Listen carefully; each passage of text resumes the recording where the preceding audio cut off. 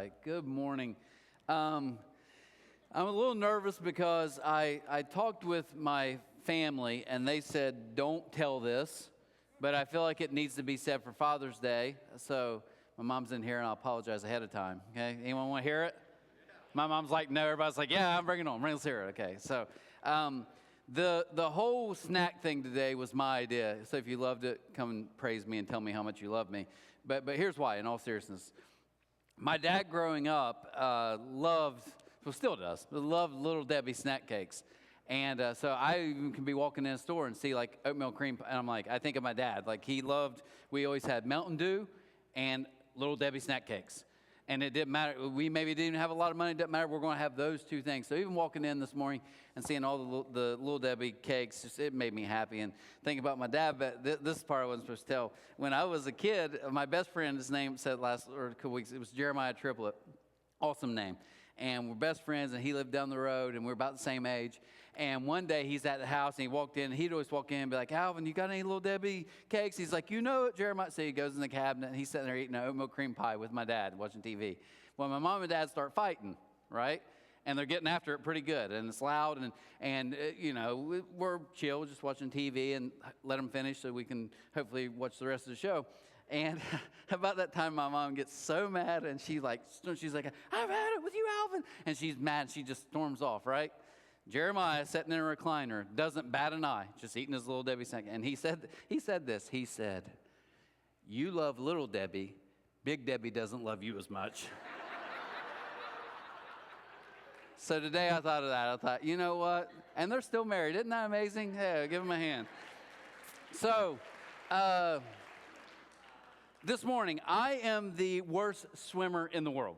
The worst, okay? I promise you guys. And I have two kids, my daughter Tegan, my son Tayden. They're dolphins. My wife, and I know you're like, oh, you got dad goggles, you think your kids. No, come at me, bro. Like literally, like they're the best swimmers. It's amazing. I don't know why they're all so good. They all float. They're just relaxed. I sink. I sink, right? I mean, literally, like, I just cannot figure it out. And it's so bad. My kids will verify this because we worked on this. It was so bad that when they were little, I'm talking like my son's maybe 6 and my daughter's 5, and, you know, I don't know, I'm in my 30s, that we had a rule. If we got on a bridge, God forbid that bridge would collapse. If the bridge would collapse, my kids knew there's 3 things we have to do as we're getting ready to take on impact. As they're getting ready to impact, I was like, take something, bust a window.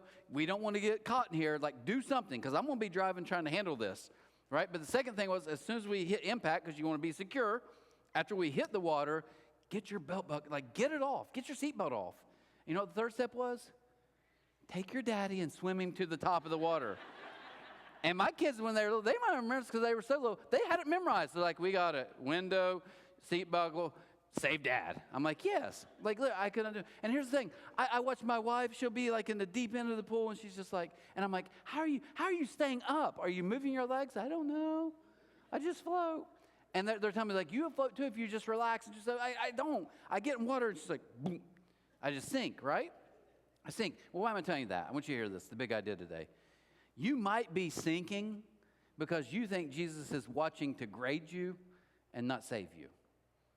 Say that again. Maybe we're kind of sinking and struggling in life because our concept of Jesus and who he is like he's just a little miniature version of God, and that's the lightning bolt guy, or that's the guy that is a little bit excited when you mess up, or he wants you to, you know, whatever it might be. And maybe we're sinking because our image of who Jesus really is kind of jacked up.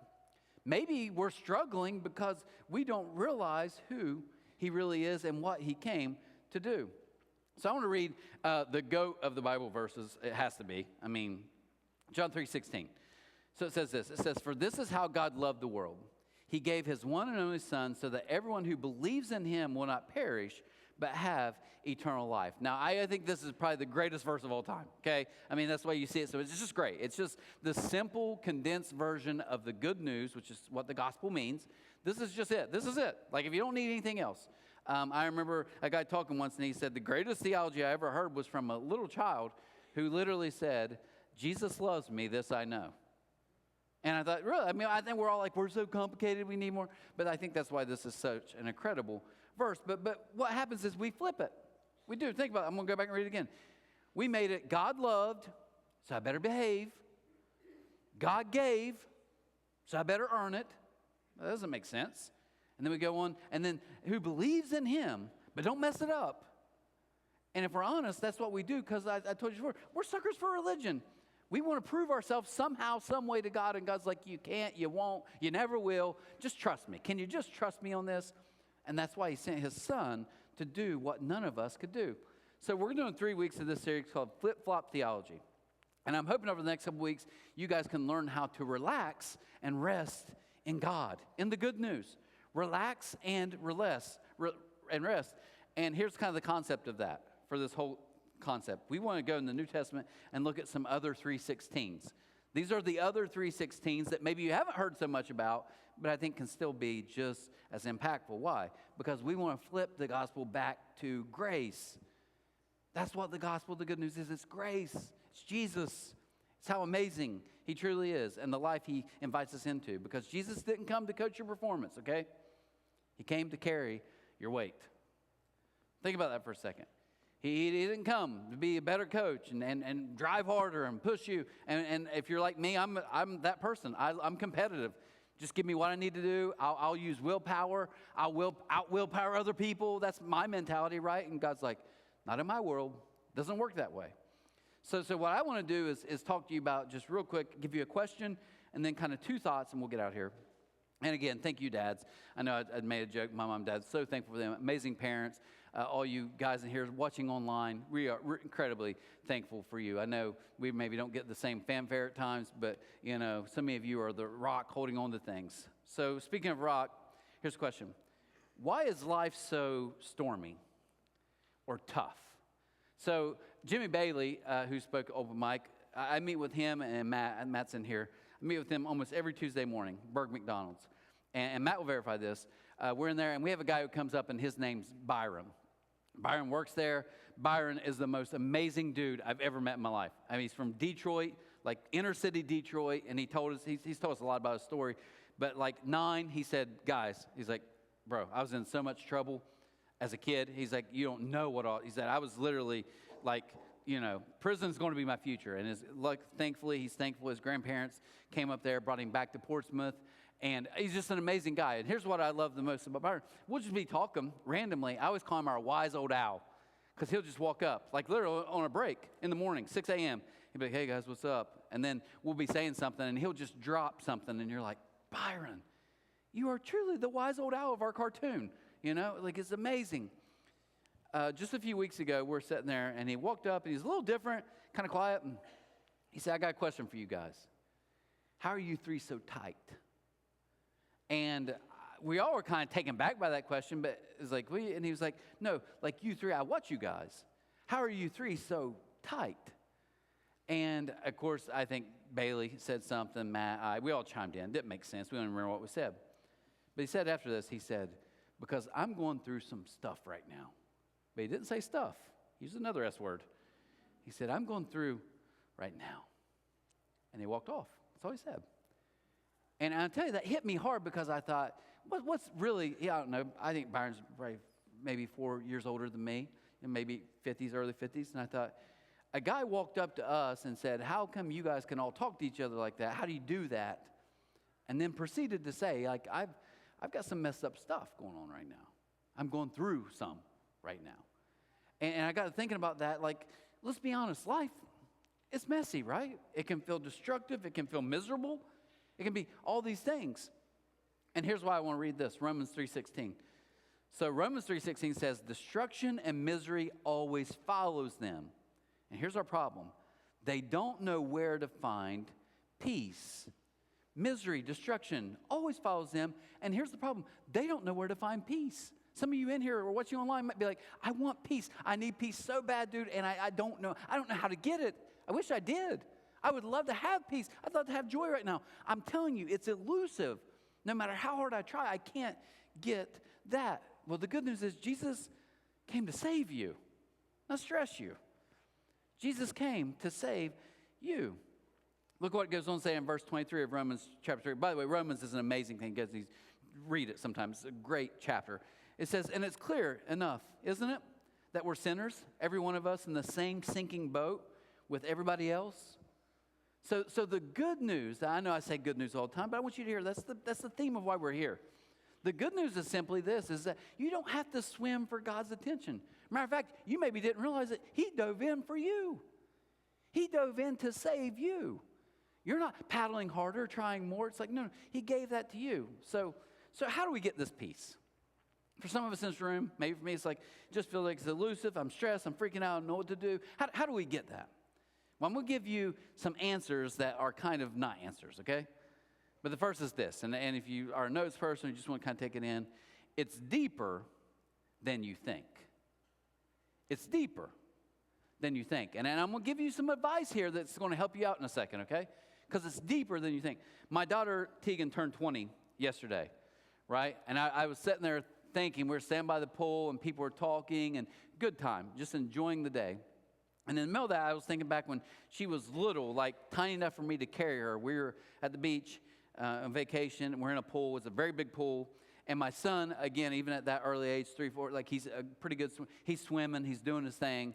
And he kept kind of swimming away, and I was holding her. And I remember we're sitting in like maybe 4 feet of water. So let's see, my height, 4 feet of water. We're here. No. So we're in like chest-high water, and I'm holding her. And he's like, keep going away, and there's people, and I don't know, I don't know what she was doing at that time. She's not out there. I'm like, Tayden, come back. And he didn't hear very well, and he's just doing something. Tayden, come back. And I said it like the third time, and my daughter, who is about 80% sass to this day, I'm just holding her, and she was like, Dad, it's not that deep.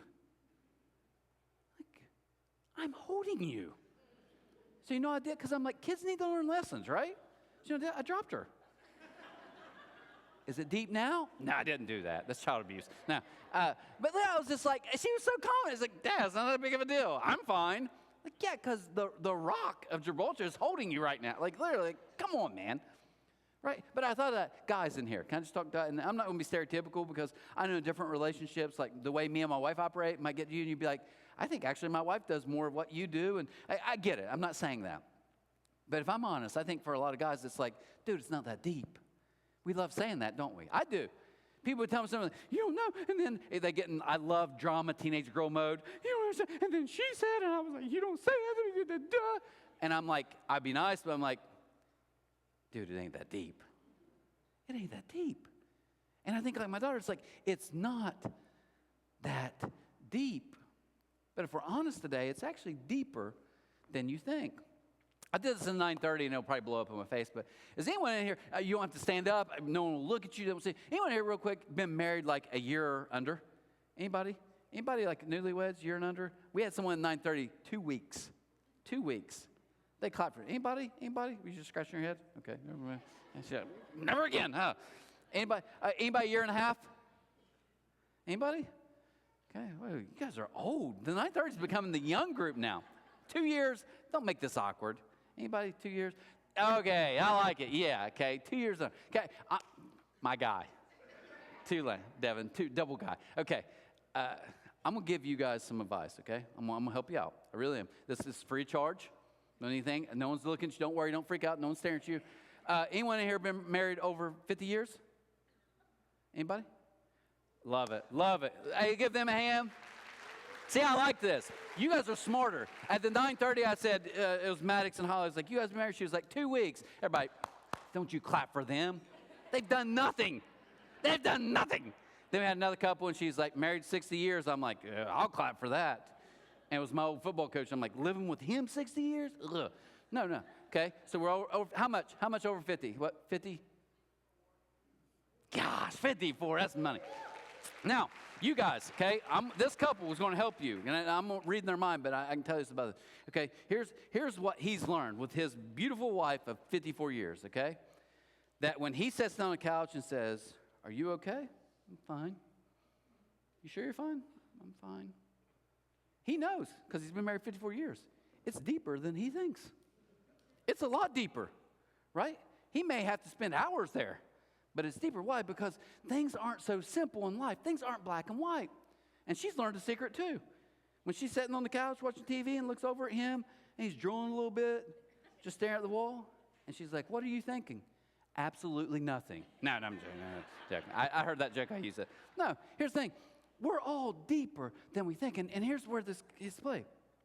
You will judge people, and you'll be very judgmental because you'll keep everything on the surface. It's the social media life we all love, don't we? We all love it, and here's what we do. We love to skim and scroll. Skim, scroll. Just give me the headlines. That's all I need. And what we do the same thing with people. Skim and scroll. Oh, no, you don't want to talk to her. I was talking to her one day. Oh, that waitress, worst waitress I've ever had. And here's what I've learned. No, listen, man, it's deeper than you think. A lot deeper. I had someone come to me just this week, and they're like, and then she said this, and I can't believe this girl was so ticked at this other lady. And I said, it's deeper than you think. Because she's upset, and it has nothing to do with you. Because I know the backstory. I know what she's going on at home right now. She's freaking out. So yeah, she unloaded on you. And right now you're in your mind, what did you do? And you're falling apart. It's deeper than you think. You see, I am so much better at not judging people when I can just stop and say, it's deeper than I think, Trent. No, but they said this. You know that waitress, she's the rudest waitress. What's her? I don't know. It's deeper than I think, Trent. You see, but we can be so gentle because we skim, we scroll. So I'll give you a story this morning that involves a guy named Peter who was following Jesus. They're out on a boat, group of his followers. They were fishermen, so they were used to the seas. They were used to storms. They were used to all this. And in the middle of that, they see a body coming towards them. And their first thing would be, just like us, don't you dare judge them. It's a ghost, right? It literally looks like a human walking on water. Like, it's a ghost, and it's kind of a storm. We're freaking out. And literally, they're like, oh. And Jesus like, chill out, just me. He's walking on water. And as he makes his way towards them, this is what we're going to pick up in Matthew 14:28. It says, as he was walking towards them, then Peter called to him, Lord, if it's really you, tell me to come to you, walking on the water. I want to do that. And it's kind of neat what Jesus says. He says, yes, come, Jesus said. So Peter went over to the side of the boat and walked on the water towards him. But when he saw, this is underlined in my Bible, when he saw the strong wind and the waves, he was terrified and began to sink. Save me, Lord, he shouted. Save me. See, let me pull a sidebar real quick. This is awesome to me because this is how God works. And I hope you hear this today.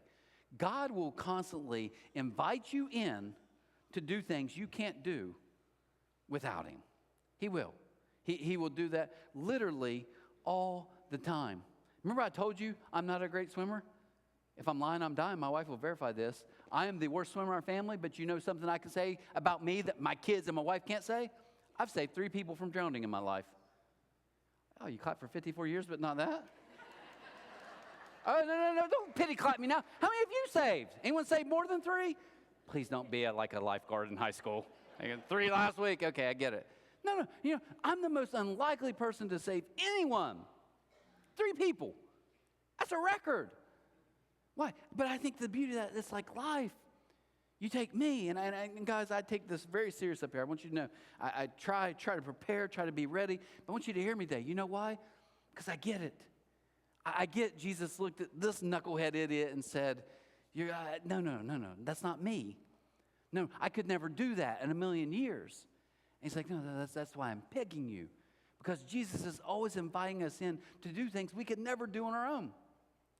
In the 9:30, I was talking about my wife. I made a comment, my wife's amazing. It wasn't even negative towards her, but I was just like, she's getting into a little bit of, I said, just burn your bra, Jonda. And I walked out at the 9:30, and like, you shouldn't have said that.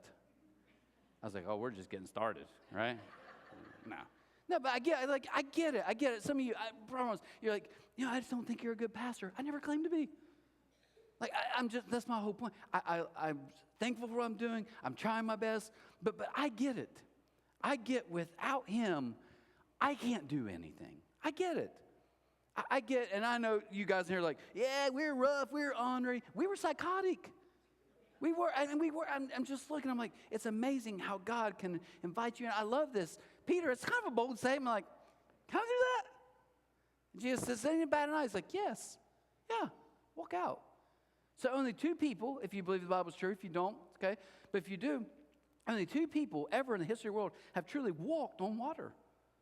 And one was just a normal man who simply took an invitation from Jesus. because he will constantly invite us into that. So, if it's deeper than we think, Peter gets ready to take a step. He takes 2 steps. I don't know how many. Starts walking, and then he looks down. And he sees the storms. There's waves. It's big, and it hits him. Wait. This is deeper. It's deeper than I think. We're in the middle of a lake. We're in the middle of a huge body of water, like Lake Erie, and it's not great conditions. It's deeper than you think. So what do? You solve it on the level you see it. So why am I saying that? See, I believe this. I think if we don't understand, if we always make everything surface level, it's just, I'm just anxious. If you just make everything surface level, then you'll only solve it with a surface level solution. You have to ask yourself, it's deeper. Trent, and the stuff I'm dealing with right now, the things I'm struggling with, Trent, it's deeper than you think. And sometimes I got to calm down for a second and really think through, why am I feeling the way that I'm feeling? You solve it on the level you see it. Now, I have a good friend of mine. I love him to death. I would consider him a mentor of mine. And we were talking one day. Now, he'd be very old school, Bible Belt, amazing person, amazing heart. I mean, soul of the earth guy. He's talking to me, and he said something about preaching on sin. I'm like, okay, listening. And he was like, you got to do that. That's the problem. No one wants to do that. You got to do that more. And please, this will go viral, I'm sure, and people can blast and say I'm a cult leader. But I want you to hear this for a second. So I was because I love this guy, and I respect him. And I'm listening, and I'm like, can you explain that to me? He's like, what? I was like, I get, like you're saying people need to do that more. Tell me, what's that mean? Like, I am really inquisitive right now. And he goes, well, he said his thing, and I was like, explain it more. I'm not being rude. Like, tell me, what are you talking about? He went more and more, and I was like, okay, I think I get it. But I'm telling you guys, from my side, I didn't get it. Because here's all I heard. Basically, what I think he was saying, to preach on sin means I'm going to come here and list the sins, either pet sins, Bible sins, whatever, and I'm going to get to you guys and say, stop it. Some of you in here, you have a lust issue. You're looking at things you shouldn't be looking at. Stop it. Some of you here, you have anger issues. Quit it. You're depressed. Are you depressed? Quit being depressed. And that was my whole point as he was saying this. I was like, I get that. Matter of fact, if you guys want me to switch to that, I would love to. That's the easiest job in the world. I'll get up here and just list 6 things every week and be like, stop it. Don't do it. Oh, you didn't catch it? I'll say it louder. Stop it.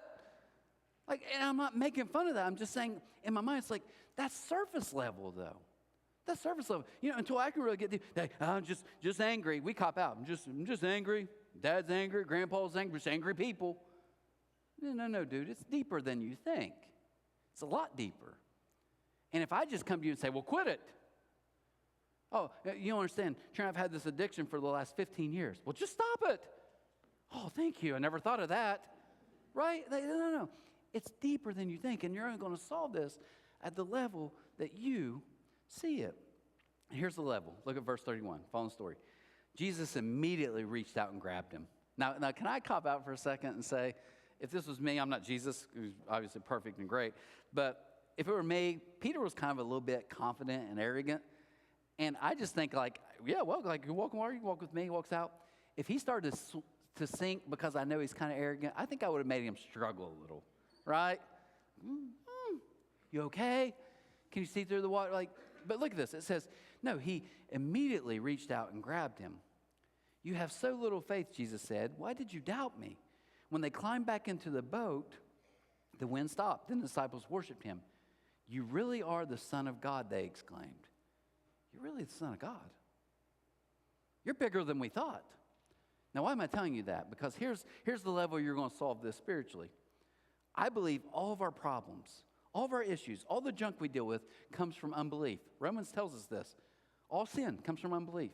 So what that means is all the struggles and the pain and the dumb stuff I cause myself, the brokenness in my life, is all a picture of some area of God I'm not trusting. Trent, you understand? I'm freaking out about my finances, and they might cut my job. That's all serious. And none of us are going to be like, "Ooh, bad for you." Like, I get it. I feel your pain. I do. It's tough. But here's where the unbelief comes in. Who are you trusting provides for you anyways? My employer? Not really. Because if we believe what God says literally your next breath hinges on me. I can literally fall down today. I hope I don't. I can fall down right now, roll off the side. It's like, he's gone. Because that's what God says. I control your life. Right? Someone standing there, you don't understand. I get so mad because they talk to me and nobody talks to me like that. So you're God. I get it. I get it. And you control how all things should happen. And if someone doesn't do something exactly the way you need, now you can't handle it? Yeah, because you're not trusting, you're not in control. Because I'm not in control. That's the best thing in the world. Because God is, I don't have to be. All your problems hinge back to, why do you doubt me? It's deeper than you think. It is. And you're only going to solve it when you get to that level. Now, I love the Message translation. I know some people like it, some hate it. It doesn't matter. But I love how he kind of ends and caps the end of Romans 3. Eugene Peterson, he said this. He said, the God-setting thing right that we read about, this old law, and one day God's going to set things right, he said, become Jesus setting things right for us. And not only for us, but for everyone who believes in him. He says, all this about, God, am I okay with you? And I know I had a bad week, and I know I shouldn't have said that to my wife, and God, I feel like I'm a good parent, and work, I know, da-da-da. And it's like, no, he's like, Jesus said it right. He said it right for all of you in this room. Just trust him. That seems awful easy. I know, it's a good deal, right? It's the best deal. It's better than any Walmart special you'll ever find. It's offered to us. This God thing, this God setting things right that we all hope for, he says, has now become Jesus set it right for all. He did it, so we don't have to. So there's I want to put this quote on the screen. This is a Catholic theologian, James Allison, wrote a few books. But this is one of my favorite quotes he said. He says, now this is hard to hear, maybe. You wrestle with it. If you come up with better answers, come back with me, we can discuss it. He said, faith, this is how he summarized all of following Jesus. Faith is relaxing. What? No, you got to grind, bro. He said, relaxing in the love and presence of God in the way we relax in the presence of someone we are certain is fond of us. I told you it was my daughter's birthday yesterday. She's 20, my son's 21. And I got thinking about when they were little, if we did anything right as a parent, and my wife's better than me, but I hope they know we are incredibly, like all of you, this isn't like news, but here's my point, that we are fond of them. But here's what I noticed about my kids, even when they were little. They act different in our home than they do other places. They're carefree. They say things. They're not as nervous about how they would sound. Why are they so relaxed? Because they know there's two people who are fond of them. They know there's two people that they mean the world to. And I like that because it's like if you can get how God truly views you and sees you, it is relaxing. I think you get to be yourself, right? That's what he offers. So as we close today, I want to come full circle with this whole swim idea. And talk about my daughter who would always set me straight and love it. It's not that deep, Dad. I'm holding you. I know it's not that deep. But my son, I remember my daughter, I don't know, she's 1 or 2, very young. My son probably would be under 1 at that time. She was. My son, maybe a little over 2. I forget. I haven't had kids in a long time. What age do they kind of walk and can run a little bit? Anybody? 2. Can they kind of run at 2? He was 2 then. Okay, that's what we go with. This story sounds so made up, doesn't it? No, really. So we're camping at a campground in West Virginia. And then, they may still have it now, it's not far from here, but they had 2 pools, and they had a fenced-in kiddie pool, and then they had a large adult pool. And I think my wife had my daughter, who's very little at the time, and I think she had her like back in the camper and getting ready, or just hot, so they're just chilling. And I had my son, and he's a little guy. And I remember it's like have the arm floaties, do all that, and we're in a kiddie pool. And I'm watching all these babies, like birth through like 4, in this water. Guys, I kid you not, 1 inch of water. 1 inch. And they all have on floaties, like big round stuff. So I look at him, I can tell he's miserable. I'm like, take it off, man. Like, who cares? Like, it's 1 inch of water. What's going to happen? And I remember, like, we're fighting back and forth to get stuff off of him. And he's just sitting in the water. And guys, I kid you not, it was all mommies and me. Oh, I think 14 moms. I'm not kidding. All women and me. But I watch him, and I start getting a little bothered myself because it's like, oh, Billy, we're having so much fun. Oh, gosh, ride the wave. Oh, my brave little boy. And all these kids are just, like, checked out, you know. Like, whatever, Mom. But I'm not kidding. They're all just like, it's fun. They're trying to sell their kids on this is fun. And I look at my son, and I'm not saying he's the smartest kid in the world, but it's kind of, I think, a genius move. And he starts looking around. And I think it registers to him this is awful, right? Like, let's go back to the camper. And he always like was pretty observant. I think maybe not be able to hear very well, but he's always like looking around. And about that time, one of the moms goes to the gate. Okay, so let's say that I'm in the water here sitting with him and the gate's right there. She goes to the gate, and the second she opens that gate, he on a dead sprint, I've never seen this kid as an adult run this fast. He on a dead sprint flies right through the gate, goes right to the large pool, which is the deep end, and does the most perfect Greg Louganis dive I've ever seen. Head first. No floaties, can't swim. So I was just like, dude. So I take off, run, go dive in and get him. I'll never forget this. And this is not like a preacher story. This actually happened. I remember it kind of freaked me out. It was like ball or move, but freaked me out. But I go in the water. Hear this as we close. Go in the water, and as I pull him back out, right? And I'm looking for like that fear or whatever. I pull him back out. I kid you not. He smiles at me. Like, that was fun, right? I mean, it's just, you could tell he enjoyed that. Like, I lived for once. Why am I telling you guys this? If you can learn how your Father really feels about you, and if you can fully trust him, I don't want you to spend the remainder of your life, however long that is, yeah, we're having fun. So life is crazy. The storms. Because you can, and most of us do. Or I think you can say, you know what?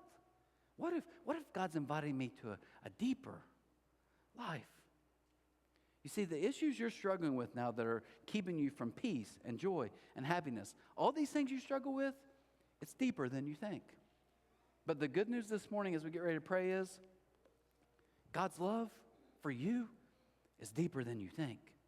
God's grace and forgiveness is deeper than you think. Matter of fact, I don't think any of us can fathom it. And we simply have a God who says, will you trust me? The answer can't be that simple. No, it's not simple, it's deep.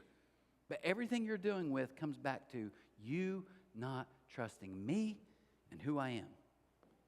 Because when you trust me, Peter could have walked another 20 minutes with him, and the storm could have gotten worse. So your outside stuff may get worse, but when you learn to trust him, you're like, I know where I'm at, and I know whose I am. It's deeper than you think. So let's pray for just a second. If you will close your eyes. Father, I thank you so much for this group of people in this room. I thank you for people watching online.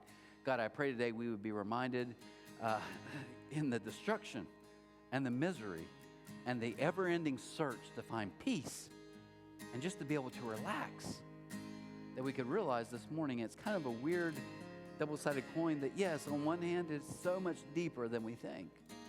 And there aren't just simple answers to fix everything. But there is one really deep solution, and that is helping us realize that maybe all the junk we're going through today is some small piece of an area where we're not trusting you. So I pray today that everyone in this room and those watching online, and myself included, would hear you say, not as an accusation, not in anger, but I think just like you said it to Peter, as a question. Why do you doubt me? Why do you doubt me? And then as you say, Peter, we realize, oh my gosh, this is God in the flesh. God, I pray we'd be reminded today of how big you are, how deep your love is for us. I pray that we would live lives where others see not only how deeply loved we are, but then we let that trickle down and show others how deeply loved they are by you as well. God, I pray today if we don't get anything else, and I know I've rambled on for these people, but I pray if we walk out these doors, if nothing else, God, they would all know your love for them is so much deeper than they think. So much deeper. Help us to rest in that. Help us to relax in that. Help us to enjoy that and realize you came to give us freedom, life, joy, peace. Let us trust you now with that. We ask these things in your son's name. Amen. Guys, I hope you have an amazing week. Love to see you back for week 2 of Flip Flop Theology. Take care.